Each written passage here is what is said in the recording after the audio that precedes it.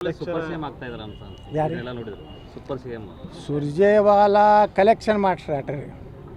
ಬರೀ ದುಡ್ಡು ಅವ ಯಾವುದಕ್ಕೆ ಅಧಿಕಾರಿಗಳ ಸೇವೆ ಕರ್ಲಕತ್ತಾರದ್ರೆ ನಿಮ್ಮ ಮಂತ್ರಿಗೆ ಎಟ್ಟೆಟ್ಟು ಕೊಟ್ಟಿರಿ ರೊಕ್ಕ ಹೇಳ್ರಿ ಯಾವ್ಯಾವ್ದ್ರಾಗ ಎಷ್ಟು ರೊಕ್ಕ ಹೊಡೆದಾರ ಅದ್ರ ಪ್ರಕಾರ ಪರ್ಸೆಂಟೇಜ್ ನಮ್ಮ ಬಂದಿಲ್ಲ ಮೇಡಮ್ ಸೋನಿಯಾಗೆ ಮತ್ತು ತಲೆ ಇಲ್ಲಾರ್ದ ರಾಹುಲ್ ಗಾಂಧಿಗೆ ಬಂದಿಲ್ಲ ಅದಕ್ಕೆ ನಾ ಬಂದಿನ ತಂತಾರೆ ಮುಖ್ಯಮಂತ್ರಿ ಅದಾರು ಇಲ್ಲೋ ಏನು ಕಾಂಗ್ರೆಸ್ಸಿನ ಒಂದು ದರ್ಪ ಒಬ್ಬ ಪಾರ್ಟಿ ಒಬ್ಬ ಪ್ರಧಾನ ಕಾರ್ಯದರ್ಶಿ ಬಂದು ಇಲ್ಲಿ ಸಭೆ ಮಾಡ್ತಾ ಇರೋದು ಮತ್ತು ಅವ್ರ ಸಭೆ ಎದಕ್ಕೆ ಮಾಡ್ಲಕತ್ತಾರ ಅಂದ್ರೆ ಎಲ್ಲ ಅಧಿಕಾರಿಗಳ ಸಭೆ ಕಲೆಕ್ಷನ್ ಸಲುವಾಗಿ ಗ್ಯಾರಂಟಿ ದಿವಾಳಿ ಆಗಿಬಿಟ್ಟಿದೆ ಈ ಸರ್ಕಾರ ದಿವಾಳಿ ಆಗಿದ್ದಂತರೂ ಗ್ಯಾರಂಟಿ ಇದು ಸರ್ಕಾರ ಹೀಗಾಗಿ ಇವತ್ತು ಕರ್ನಾಟಕದಲ್ಲಿ ಕಲೆಕ್ಷನು ಒಂದು ಕಡೆ ನೋಡ್ರಿ ಬಡವ್ರ ಮೇಲೆ GST ಹಾಕ್ತಾರೆ ಕೇಂದ್ರ ಸರ್ಕಾರ ಅಂತ ಹೇಳ್ತಾರೆ ಕೇಂದ್ರ ಸರ್ಕಾರ GST ಆಗಿರಿ ಇಡೀ ಭಾರತ ತುಂಬ ಹಾಕಬೇಕಾಗಿತ್ತಲ್ಲ ಕರ್ನಾಟಕದಲ್ಲಿ ಅಷ್ಟೇ ಹಂಗೆ ಅಂದ್ರೆ ಜನರ ಹಾದಿ ತಪ್ಪಿಸೋದ್ರ ಜೊತೆಗೆ ಕೇವಲ ಅವರಿಗೆ ಹಣ ಬೇಕಾಗಿದೆ ಇನ್ನು ಮುಂದಿನ ಚುನಾವಣೆ ಬರ್ತಾ ಇದ್ದಾವೆ ಕರ್ನಾಟಕ ಬಿಟ್ಟರೆ ಅವ್ರ ರಿಸೋರ್ಸಸ್ ಯಾವುದೂ ಇಲ್ಲ ಅದಕ್ಕೆ ದುರ್ದೈವದಿಂದ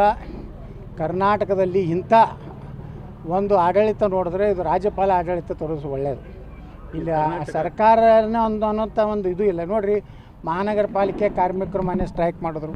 ಈ ನಾಳೆ 5ನೇ ತಾರೀಕಿಗೆ ನಮ್ಮ ಸಾರಿಗೆ ಸಂಸ್ಥೆಗೆ ಜನ ಸ್ಟ್ರೈಕ್ ಮಾಡ್ತಾಯಿದ್ದಾರೆ ಅವ್ರಿಗೆ ಏನೇನು ಮಾತು ಕೊಟ್ಟಾರ ಒಂದೂ ನಡೆಸೋತಾ ಇಲ್ಲ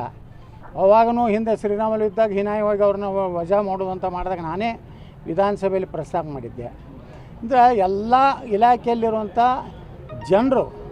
ಇವತ್ತು ಸ್ಟ್ರೈಕ್ ಮಾಡ್ತಾ ಇದ್ದಾರೆ ಅಂದ್ರೆ ಅವ್ರಿಗೆ ಸರಿಯಾಗಿ ಅವ್ರ ಸಂಬಳನೂ ಸಿಗ್ತಾಯಿಲ್ಲ ಅವ್ರಿಗೆ ಏನು ಪದೋನ್ನತಿ ಹೊಸ ವೇತನ ಆಯೋಗದ ಏನು ಸಿಗ್ತಾ ಇಲ್ಲ ಒಂದು ಕಡೆ ಗ್ಯಾರಂಟಿದು ಸರಿಯಾಗಿ ಜನರಿಗೆ ಹೋಗಿ ಮುಟ್ತಾ ಇಲ್ಲ ತಿಂಗಳ ಕೊಡ್ತೀನಿ ಅಂತಿದ್ರು DK ಶಿವಕುಮಾರ್ ಹೇಳ್ತಾರೆ ಯಾವಾಗ ಸರ್ಕಾರ ಬಳಿ ಇರ್ತದೆ ಅವು ಕೊಡ್ತೀವಿ ನಾನು ತಿಂಗಳ ಕೊಡ್ತೀವಿ ಎಲ್ಲಿ ಹೇಳಿ ಅಂತ ಹೇಳ್ತಾರೆ ಗ್ಯಾರಂಟಿ ಹೊಡೆದಕ್ಕೆ ಈ ರೀತಿಯೆಲ್ಲ ಸಭೆಗಳು ಮಾಡಿ ಟೋಟಲಿ ಗ್ಯಾರಂಟಿದಿಂದ ಕರ್ನಾಟಕ ದಿವಾಳಿಯಾಗಿದೆ ಎಲ್ಲ ಮಂತ್ರಿಗಳು ಭ್ರಷ್ಟಾಚಾರ ತೊಳ್ಬಿಟ್ಟಾರೆ ಯಾಕಂದ್ರೆ ಅವರಿಗೆ ರಿಸೋರ್ಸಸ್ ಇಲ್ಲ ಯಾವಾಗ ಹೋಗ್ತದೋ ಗೊತ್ತಿಲ್ಲ ಯಾವಾಗ ನಮ್ಮ ಮಂತ್ರಿ ತೆಗಿತಾರಿಲ್ಲ ಅವ್ರಿಗೆ ಭಯ ಹೀಗಾಗಿ ಎಲ್ಲ ಕಾಂಗ್ರೆಸ್ನ ಶಾಸಕರು ಎಲ್ಲ ಅಸಮಾಧಾನ ಅದಾರೆ ಯಾರೂ ಸಮಾಧಾನದಲ್ಲಿಲ್ಲ ಅವರೇನು ಸಿದ್ದರಾಮಯ್ಯ ಕಡೆನೂ ಇಲ್ಲ DK ಶಿವಕುಮಾರ್ ಕಡೆನೂ ಇಲ್ಲ ಈ ಎರಡೂ ಇಬ್ಬರ ಬಗ್ಗೆ ವಿಶ್ವಾಸ ಇದೆ ಅನಿವಾರ್ಯವಾಗಿ ಅವರು ಈ ಸರ್ಕಾರದಲ್ಲಿ ಅದಾರ ಅಂತ ಹೇಳಿ ಮುಂದೆ ದಿನಗಳು ಮೈಸೂರು ಮಹಾರಾಜರು ತಮ್ಮ ಎಲ್ಲ ಒಡವೆ ಬಂಗಾರಗಳನ್ನು ಮಾರಿ ಇವತ್ತು ಕೃಷ್ಣರಾಜ ಸಾಗರ ಕಟ್ಟಿದ್ರು ಸಿದ್ದರಾಮಯ್ಯ ಏನಾರು ಮಾರ್ಯಾರೇನ್ರಿ ಇದ್ದು ಮೈಸೂರನ್ನ ನಾವು ಮೂಡೋದಾಗ ಎಲ್ಲ ಪ್ಲಾಟೇ ಹೊಡ್ಕೊಂಡು ಹೋಗ್ಯಾರ ಅವ್ರು ಏನು ಅವ್ರ ಮಗ ತೀರಾ ಹಾದಿ ಬಿಟ್ಟು ಮಾತಾಡಕತ್ತಾನಪ್ಪ ಏನಾರು ಸ್ವಲ್ಪ ಶಾಣ್ಯಾದನ ತಿಳ್ಕೊಂಡಿದ್ದೀವಿ ನಾವು ಪೂರ್ತಿ ನಮ್ಮ ಮೈಸೂರು ಮಹಾರಾಜಕ್ಕಿಂತ ಭಾರಿ ನಮ್ಮ ಅಪ್ಪ ಮಾಡ್ಯಾನ ನಿಮ್ಮ ಅಪ್ಪ ಏನು ಮಾಡ್ಯಾನ ಗ್ಯಾರಂಟಿ ಮಾಡಿ ಕರ್ನಾಟಕ ದಿವಾಳಿ ಮಾಡ್ಯಾನ ಅದು ಗೊತ್ತಿಲ್ಲ ಅವರಿಗೆ ಪಾಪ ಒಂದ್ಸರಿ ದೇವರಾಜ ಅರಸುಕ್ಕಿಂತ ಹೆಚ್ಚು ನಾನು ಅವ್ರು ಈಕ್ವಲ್ ದೇವರಾಜ ಅರಸು ಲೆವೆಲೂ ಬರೋದಿಲ್ಲ ಮೈಸೂರು ಮಹಾರಾಜರದಂತರೂ ತಪ್ಪಿ ಸಹಿತ ಯಾರು ಅವ್ರ ಹೆಸರೈತೆ ಯಾಕಂದ್ರೆ ಮೈಸೂರು ಮಹಾರಾಜರು ಕೊಟ್ಟಂಥ ಕೊಡುಗೆ ಕರ್ನಾಟಕದಲ್ಲಿ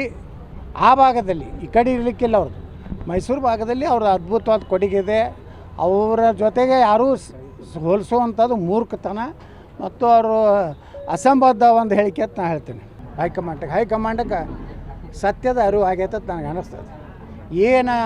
ಕರ್ನಾಟಕದಲ್ಲಿ ವಿಜಯೇಂದ್ರದ್ದು ಏನೂ ಇಲ್ಲ ವಿಜಯೇಂದ್ರ ನೇತೃತ್ವದಾಗ ಹೋದ್ರೆ ಮುಂದಿನ ಸಲ BJP ಕರ್ನಾಟಕದಲ್ಲಿ ಹೀನಾಯ ಸೋಲು ಕಾಣ್ತದೆ ಅಂತೇಳಿ ಈ ಸಲ ಮಾತ್ರ ಹೈಕಮಾಂಡ್ ಕನ್ವಿನ್ಸ್ ಆಗ್ಯಾರ ಇಷ್ಟು ಮಾತ್ರ ಮೊನ್ನೆ ಏನು ಹೋಗಿದ್ರು ಅವರೆಲ್ಲ ನನ್ನ ಜೊತೆ ಮಾತಾಡಿದ್ರು ಅವ್ರು ಹೇಳಿದ್ರು ಇಲ್ಲ ವಿಜಯೇಂದ್ರದಿಂದ ಪಕ್ಷಕ್ಕೆ ಒಳ್ಳೇದಾಗೋದಿಲ್ಲ ಅನ್ನೋಂಥದ್ದು ಮಾತ್ರ ಅಮಿತ್ ಶಾ ಅವರಿಗೆ ನಡ್ಡಾ ಅವರಿಗೆ ಗೊತ್ತಾಗಿದೆ ಯಾವುದೇ ಪರಿಸ್ಥಿತಿಯಲ್ಲಿ ಒಳ್ಳೆಯ ನಿರ್ಣಯ ಕರ್ನಾಟಕ ತಗೋತಾರೆ ಅಂಥೇಳಿ ಒಂದು ಹೊಸ ಆಶಾಭಾವನೆ ಹುಟ್ಟಿದೆ ಅಂತ ಅವರೇ ಹೇಳ್ಯಾರ ಯಾರು ಹೋದ BJP ಸೇರ್ಪಡೆ ನಿಮ್ಮ BJP ಮೊದಲು ವಿಜಯೇಂದ್ರ ಹೋಗಲ್ರ ಕಡೆಗೆ